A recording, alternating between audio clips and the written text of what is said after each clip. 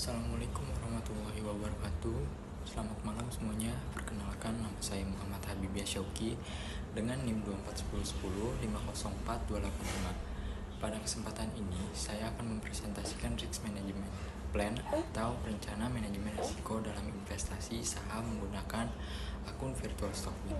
Sebelum masuk ke pembahasan, saya ingin menyampaikan bahwa investasi saham sebenarnya tidak semudah yang sering terlihat di media sosial atau berbagai platform investasi. Banyak orang menganggap investasi saham hanya sebatas membeli saham dan menunggu harga naik untuk mendapatkan keuntungan. Padahal dalam praktiknya investasi saham membutuhkan pengetahuan, analisis, kedisiplinan, serta kemampuan mengelola resiko. Pergerakan harga saham dipengaruhi oleh banyak faktor, mulai dari kondisi ekonomi, kebijakan pemerintah, suku bunga, nilai tukar rupiah, kinerja perusahaan, hingga sentimen global. Karena banyaknya faktor tersebut, tidak ada investor yang dapat memprediksi secara sempurna. Bahkan investor yang berpengalaman pun tetap dapat mengalami kerugian apabila tidak memiliki perencanaan dan manajemen risiko yang baik. Oleh karena itu, melalui tugas ini saya akan menunjukkan bahwa keberhasilan dalam investasi bukan hanya ditentukan oleh kemampuan mencari keuntungan, tetapi juga ditentukan oleh kemampuan mengidentifikasi, mengukur, memetakan, dan mengendalikan risiko. Dengan adanya Risk Management Plan, seorang investor dapat mengambil keputusan secara lebih rasional dan tidak mudah terpengaruh oleh emosi maupun kondisi pasar yang berubah-ubah. Dalam simulasi ini, saya menggunakan modal virtual 100 juta. Walaupun dana yang digunakan merupakan dana virtual, saya mengelolanya seperti investasi yang sebenarnya. Hal ini penting karena tujuan dari tugas ini bukan hanya mencari keuntungan, tetapi juga belajar bagaimana mengelola resiko investasi secara profesional dan disiplin. Lalu, target investasi yang saya tetapkan adalah memperoleh return sebesar 15% sampai 25% dalam jangka waktu 6 bulan. Profil risiko yang saya pilih yaitu profil risiko moderat karena saya ingin menyeimbangkan antara peluang mendapatkan keuntungan dan kemampuan mengendalikan risiko. Sebagai investor moderat juga saya tidak mengambil risiko yang terlalu tinggi, tetapi juga tidak terlalu berhati-hati hingga mengurangi potensi keuntungan. Menurut saya, profil ini paling realistis mengingat kondisi pasar saham yang sangat berfluktuatif dan dipengaruhi oleh banyak faktor, baik dari dalam negeri maupun luar negeri. Dalam menyusun portofolio ini, saya tidak memilih saham secara acak. Saya juga mempertimbangkan fundamental perusahaan, karakteristik masing-masing sektor, potensi pertumbuhan, serta tingkat risiko yang sesuai dengan profil investasi saya yaitu moderat. Portofolio saya sendiri terdiri dari 5 saham dari sektor yang berbeda yaitu BBCA, TLKM, IMTK, UNVR, dan MDKA. Pemilihan beberapa sektor ini bertujuan untuk menerapkan prinsip diversifikasi agar risiko investasi tidak terpusat pada satu sektor saja. Yang pertama, saya memilih BBCA dari sektor perbankan dengan alokasi sebesar 25%. Saya memberikan porsi terbesar kepada BBCA karena perusahaan ini memiliki fundamental yang kuat, tingkat profitabilitas yang baik, dan kinerja yang relatif stabil. Selain itu, sektor perbankan sering dianggap sebagai salah satu indikator pertumbuhan ekonomi di Indonesia. Ketika kondisi ekonomi membaik, sektor perbankan biasanya ikut mengalami pertumbuhan.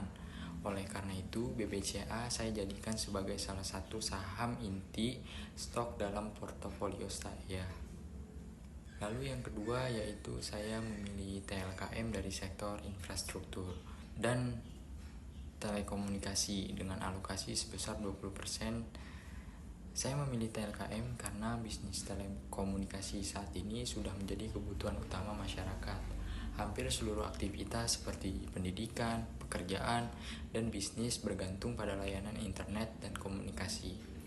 Selain itu, TLKM dikenal memiliki pendapat yang relatif stabil dan konsisten membagikan dividen sehingga dapat membantu menjaga kestabilan portofolio.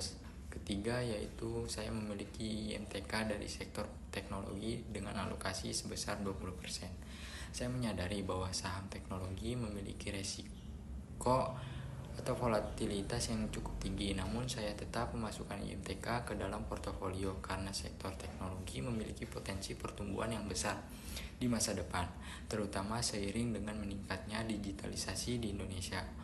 Saya sengaja tidak memberikan porsi yang terlalu besar karena ingin tetap menjaga keseimbangan antara potensi keuntungan dan resiko.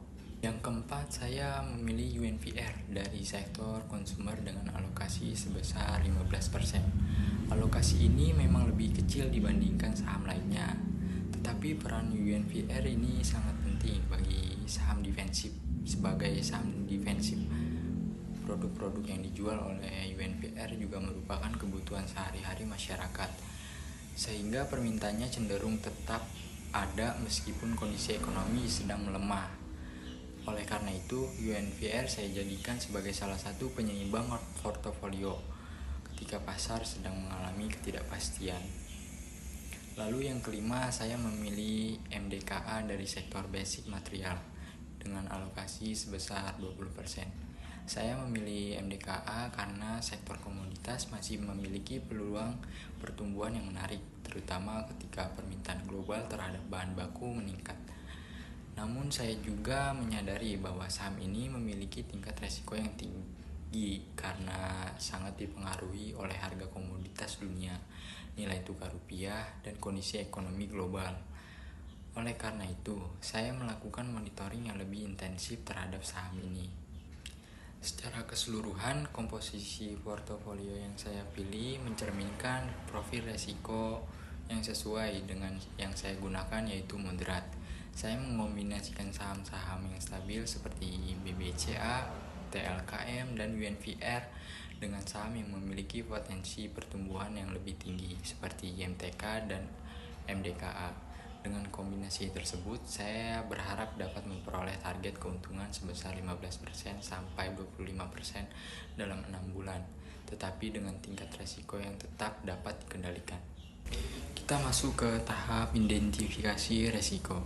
Dalam investasi saham, resiko merupakan kemungkinan terjadinya suatu kondisi yang dapat menyebabkan kerugian atau menghambat pencapaian target investasi.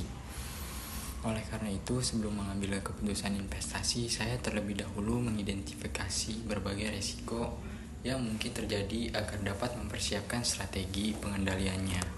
Risiko pertama adalah risiko pasar, yaitu ketika IHSG mengalami penurunan akibat kondisi global seperti inflasi perang, krisis ekonomi, atau kenaikan suku bunga. Risiko ini saya kategorikan tinggi karena dapat memengaruhi hampir seluruh saham di dalam portofolio saya.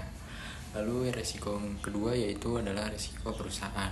Risiko ini muncul apabila kinerja suatu emiten mengalami penurunan, misalnya laba menurun, utang meningkat, atau terjadi masalah dalam manajemen perusahaan. Dampaknya saya kategorikan sedang karena biasanya hanya memengaruhi saham tertentu. Lalu risiko yang ketiga adalah risiko sektor. Setiap sektor memiliki tantangan yang berbeda.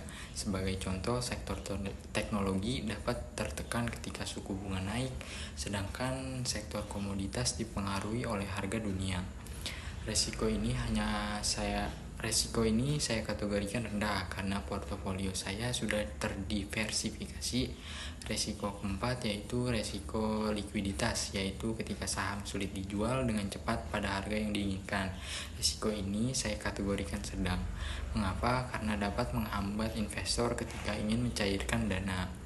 Lalu yang risiko terakhir itu adalah risiko psikologis, yaitu ketika investor melakukan panic selling saat harga saham turun. Menurut saya, risiko ini termasuk yang paling berbahaya karena keputusan yang didasarkan pada emosi seringkali menyebabkan kerugian yang lebih besar. Oleh karena itu, saya mengategorikan risiko ini sebagai risiko yang tinggi Melalui proses identifikasi risiko ini, saya menyadari bahwa tujuan utama investasi bukan hanya mencari keuntungan, tetapi juga memahami potensi kerugian yang mungkin terjadi dan mempersiapkan langkah antisipasinya. Dengan memahami risiko sejak awal, saya dapat mengambil keputusan investasi secara lebih rasional dan terukur. Lalu setelah seluruh resiko berhasil diidentifikasi, langkah berikutnya adalah melakukan analisis resiko.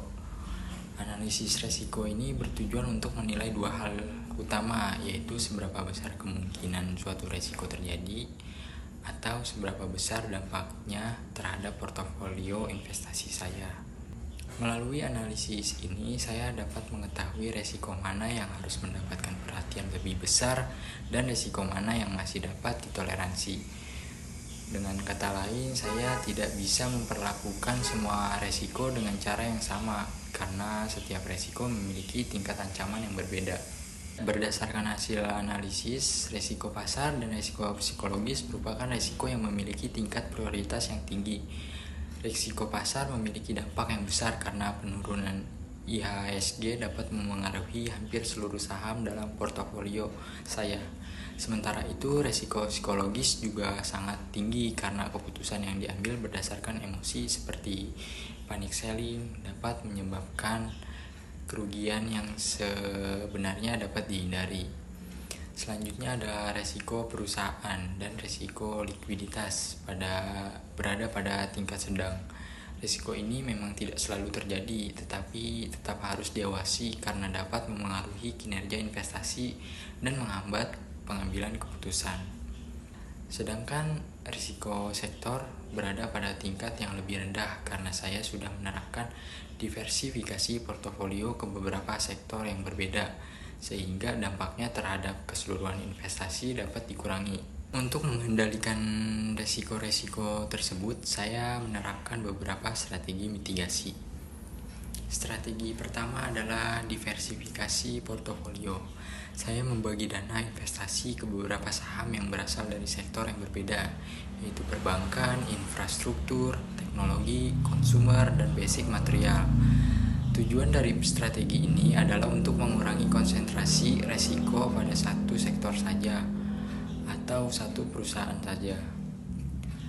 Lalu strategi yang kedua adalah menerapkan cut loss sekitar 7%. Saya menetapkan batas ini sebagai bentuk disiplin dalam berinvestasi. Ketika harga saham turun hingga sekitar 7% dan prospek perusahaan sudah tidak sesuai dengan analisis awal, maka saya akan menjual saham tersebut untuk membatasi kerugian saya. Saya memilih angka 7% juga karena penurunan yang terlalu dalam dapat membuat modal semakin sulit untuk dipulihkan. Lalu strategi yang ketiga adalah menetapkan batas kerugian maksimal sebesar 10% terhadap portofolio.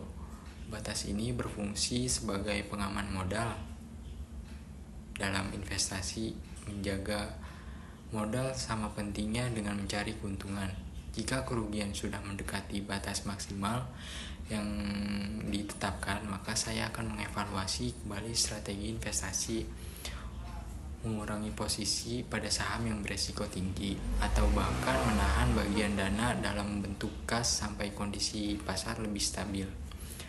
Lalu strategi yang keempat adalah menetapkan target profit sebesar 15% sampai 25%.